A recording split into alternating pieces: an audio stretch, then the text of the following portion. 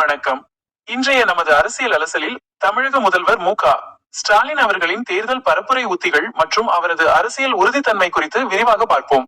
ஒரு காலத்தில் திமுக என்றாலே பெருவாரியான மக்கள் ஒருவித தயக்கத்துடனும் விலகலுடனும் பார்த்த சூழல் இருந்தது. ஆனால் இன்று முதல்வர் ஸ்டாலின் அவர்கள் தனது நீண்டகால அரசியல் அனுபவம், நாகரிகம், ஒழுக்கம், பண்பாடான பேச்சு மற்றும் நல்நடத்தை ஆகியவற்றால் அந்த சூழலை முற்றிலுமாக மாற்றியுள்ளார். கட்சியின் கட்டுப்பாடு, தேர்தல்களில் தொடர் வெற்றி, ஆட்சியின் ஒழுங்குமுறை மற்றும் மக்கள் நலத்திட்டங்கள் என திமுகவை ஒரு புதிய உச்சத்திற்கு அவர் கொண்டு சென்றுள்ளார்.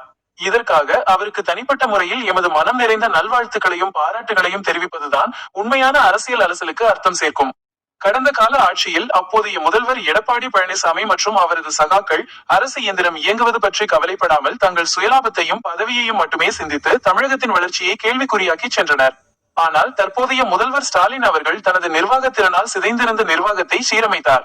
தொழில் வளர்ச்சி, விவசாயம், ஏழை எளிய மக்களின் முன்னேற்றம், நலத்திட்டங்கள், கல்வி, மருத்துவம், உள்கட்டமைப்பு சீரமைப்பு, சமூக நீதி, மாநில உரிமைகள் என பன்முக தளங்களில் அவர் கவனம் செலுத்தி வருகிறார்.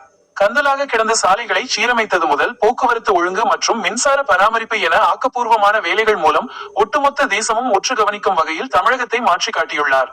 இன்றும் மக்களோடு மக்களாக இருந்து உரையாடி தனது பணிகளை அவர் தொடர்ந்து மேற்கொண்டு வருகிறார். இருப்பினும் நிர்வாகத்தில் சில குறைபாடுகள், சில நபர்களின் செயல்பாடுகள் மற்றும் முழுமையாக நிறைவேற்றப்படாத வாக்குறுதிகள் போன்ற குறைகள் இருக்கவே செய்கின்றன. இவற்றை முதல்வர் வருங்காலத்தில் சரி செய்து கொள்ள வேண்டும். மேலும் இலவசம் என்ற வாக்குறுதிகளை குறைத்து மக்களின் நிரந்தர வளர்ச்சிக்கும் நலனுக்கும் ஆக்கப்பூர்வமான பணிகளை முன்னெடுக்க வேண்டும் என்பது எதிர்பார்ப்பாக உள்ளது. மேற்படி அலசலில் பார்க்கையில் முதல்வர் ஸ்டாலின் அவர்கள் தேசிய தலைவர்கள் பட்டியலில் இடம்பெறும் வகையில் தன்னை உயர்த்தி கொண்டுள்ளார். அதாவது இன்று பிரதமர் மோடி, மம்தா பானர்ஜி வரிசையில் ஸ்டாலின் அவர்களும் தேசிய தலைவர்கள் என்று சொல்லும் அளவிற்கு உயர்ந்துள்ளார்.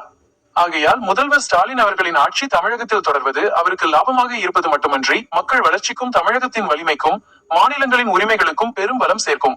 இன்றைய தமிழக அரசியல் சூழலில் அவருக்கு இணையான ஆட்கள் எவரும் இல்லை என்பது அறிவார்ந்த அனைவரும் அறிந்த உண்மை. இதுவே இன்றைய அரசியல் அலசல்.